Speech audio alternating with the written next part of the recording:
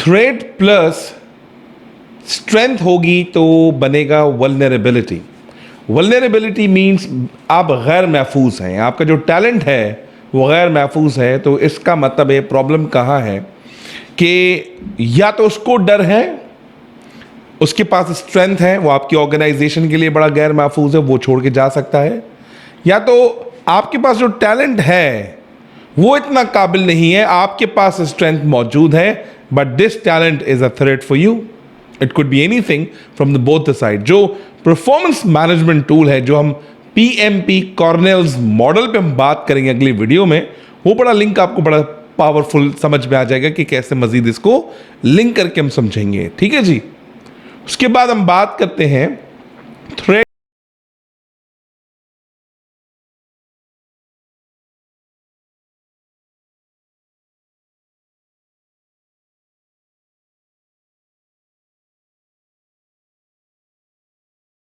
Performance management को सिर्फ individual basis पे नहीं समझना, परफॉर्मेंस मैनेजमेंट को डुअल वे में समझना पड़ेगा।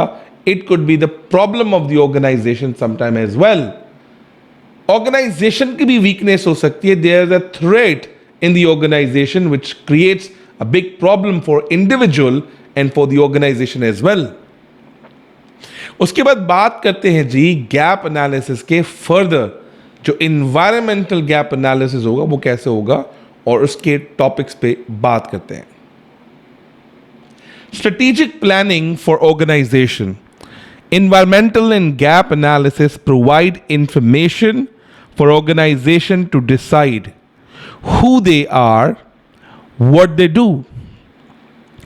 Environmental and के gap analysis में ये पता चलेगा कि वो क्या है, मीन्स एक ऑर्गेनाइजेशन खुद क्या है और वो ऑर्गेनाइजेशन खुद करना क्या चाहती है। It means the people who are working in the organisation वो ऑर्गेनाइजेशन का ब्रांड कैसे बनाते हैं और सब वो मिलके क्या काम करना चाहते हैं जो ऑर्गेनाइजेशन की ब्रांड आइडेंटिटी को ज्यादा निखार सकें।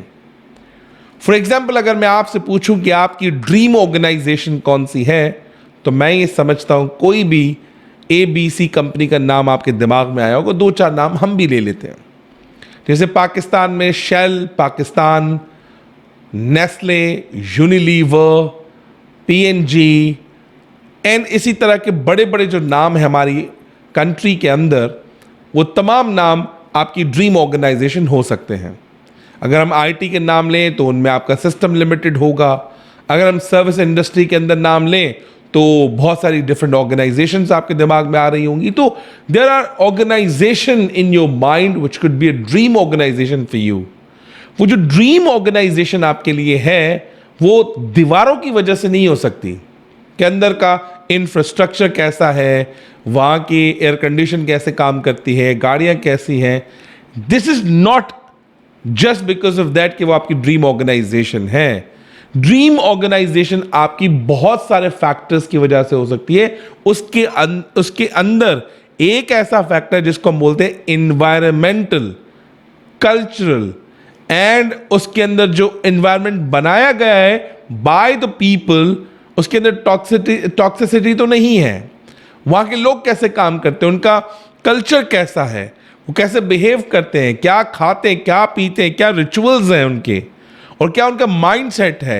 ये बातें ढकी छुपी नहीं है, because all employees who are working in the company could be the relative and friend of other people as well, because these things spread like a news in the news channel. तो हमें ये decide करना पड़ेगा, being an organisation decide करना पड़ेगा हम क्या हैं और हम क्या करते हैं। ये सिर्फ वैल्यूज के अंदर, स्टेटमेंट्स के अंदर लिखना नहीं है, बल्कि हमें पोर्ट्रे करना पड़ेगा through our actions. Social media पे इवेंट्स की पिक्चर्स नहीं लगानी, बल्कि हमें वो पोर्ट्रे करना पड़ेगा कि हाँ हम वाकई ऐसे हैं। So it means we basically try to execute what we are and what we do. आइए जी मजीद बात करते हैं स्ट्रैटेजी, प्लानिंग एंड पर्पसेस के अंदर।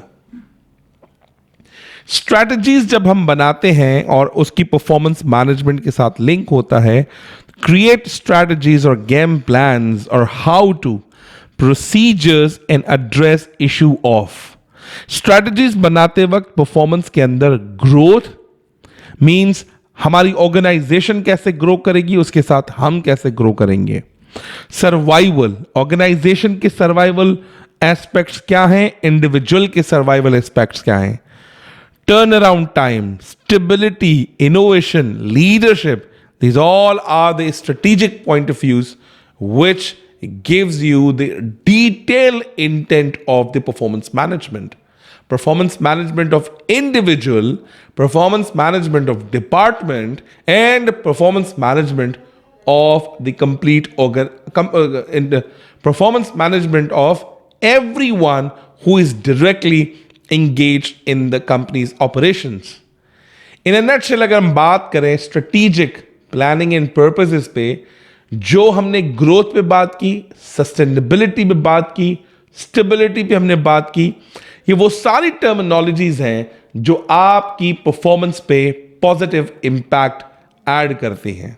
और जो ये पॉजिटिव इंपैक्ट है, सबसे पहले आपकी इंटरनल बिलीफ सिस्टम, आपके माइंडसेट और आपके एटीट्यूड को इतना प्रोडक्टिव बनाती है कि आप ऑर्गेनाइजेशन के लिए और मजीद और बेहतर तरीके से काम करते हैं। और जो बेहतर तरीके से काम कर रहे हैं, it ensures the productivity from each individual aggregate होके जो फाइनल्स नंबर्स या फिर प्रॉफिटेबिलिटी में कन्वर्ट होती है। उम्मीद करते हैं ये परफॉर्मेंस मैनेजमेंट के जो स्लाइसेस पे बात कर रहे हैं आपको समझ आ चुका होगा। अगली वीडियो में हम बात कर लेंगे कॉर्नेल्स PMP performance management for professionals, जिसमें प्रोजेक्ट मैनेजमेंट फॉर प्रोफेशनल्स है, लेकिन हम इसको परफॉर्मेंस मैनेजमेंट के तरीके से समझेंगे। Thank you very much for watching performance management series.